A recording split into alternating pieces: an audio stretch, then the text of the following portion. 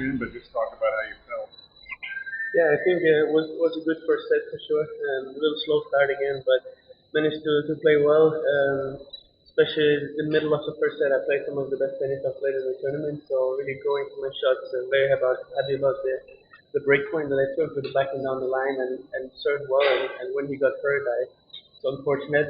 But at the same time, I played well. I was moving him a lot, and yeah, unfortunate ending, but that's how it is sometimes. Carlos was talking about the phenomenon of it can take 2, 3 matches to work your way into a Yeah. tournament final rhythm. I just wondered if you talk about that and whether if that works that way for you, or do you find yourself playing right out of the box? No, definitely not. I need also time. I need time. I need matches to find my good level and my best level. That was definitely my feeling after the first round. I was like, okay, it showed all my other qualities to get through, but it was not really my game. But again, I accepted that, and the most important is that winning that match, giving me an opportunity to play one more the day after. So. And in that way, you can keep building. So the most important is to get through, and then after that, you just keep working on your level, and it's going forward. So that's very nice. And also, when you have those practice there, you can go a little bit deeper into the details on what didn't go so well in the match and what you have to do better. Hey, Holger, We had a great deal of expectations in Seoul, and Howard. So I was wondering which one do you think was most exciting? Today, yeah, honestly, it's tough to say one really because it was about being aggressive when I could because Francis was dangerous when he had the time. So I had to be really early on the ball and strike when I could, but at the same time also be patient because he's very solid as well. So I couldn't just go for a win on every shot. So a nice mix, I think. When I had the opportunity, I think I was good at going for it, not waiting. But at the same time, I was happy to stay and play deep and heavy with him. So a good balance, but for sure to take the opportunity and also had some good people turn in his speed and after had opportunity to hit on the second shot, so that was the key to it. I'm curious how has the way you view your playing style and what you need to do to be your best on court, how has that changed over the years from when you first came on the court to now? Well, I think a big aspect is accepting that as I talked to you about like building from match by match and accepting that this may not happen in the first match, but as long as you keep working and you keep winning, you give yourself an opportunity to play better and better. And I think also it's very important that all the teams have the same focus and how I have to play. And obviously, I'm very happy about my movements. Also, it's important to stay healthy. So that is also an important factor to play my good tennis because I need to move well and aggressively well as well. So I think it's many aspects, but right now I have a few focus things that I take care of, and those are working well. Just because the court speed kind of force you to play more aggressive as well?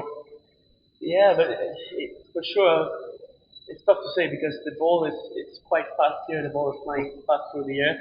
So it's yes, you can be aggressive, but it's also about controlling the ball because it can really fly. And that happened to me in the first match. I didn't have the same control on the ball as I have now. So we worked a lot on that. The ball control and hitting. With a little bit more shape and more spin on the ball to make it dip. And yeah, it's about controlling, but when you can, try to step up and play aggressive. For sure.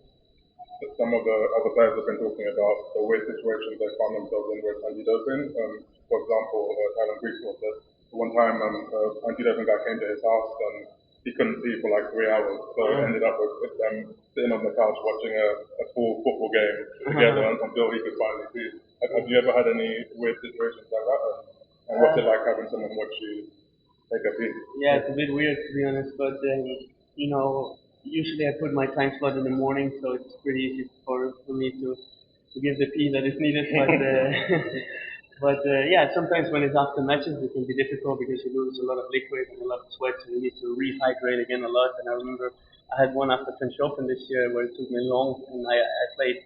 I think it was the 8:30 or 8:45 match, and I played 4 sets. And after that, they had to test me, and that's a bit like, oh, it's a bit tough moment to be tested. And I think we stayed until 2 o'clock in the night or something. But yeah, I mean, it is what it is. There's not much more to say about it. I think this is how it is. We cannot change it.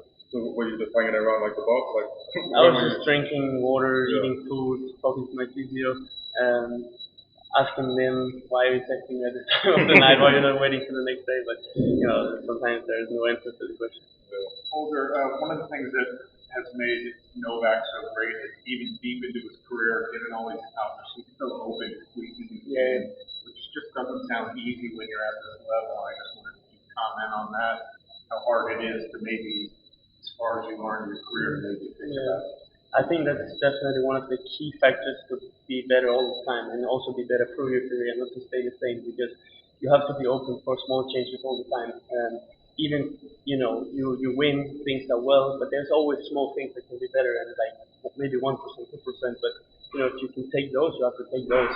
And it's the same. Yes, I play well today, but we're speaking on the team like what went well, what did you do on the serve, what did you do on the forehand, what can we even small technical adjustments. Like it's not like you don't think about the technique in the match, but like on the practice, the warm up, you think about fine tuning the stuff so you can, you know, play better. Play with more quality, serve better, return better. So it's all about trying to improve small things because it's never going to be major things at this level, but small important details that can make your game with more strength and a lot better. Can you remember the last time you did make a major like technical change to your game? Like, A major one? yeah. I mean, we did some bigger ones in the preseason with the forehand and the serve. It was mainly to slow down the right arm a little bit on the forehand to give the more weight effect, and on the serve was to open more the shoulder blades to give it more distance so it's not too close. But again, this is not major changes. It's something that even today in the match, Lars told me like open a bit more the chest when you serve, and it can be the same like the left arm takes too much here, you have to put a little bit more here. So always small things. With the forehand, was that for more top spin or more weight? More easy power, I would say, and also especially on the short low balls inside the court to get more.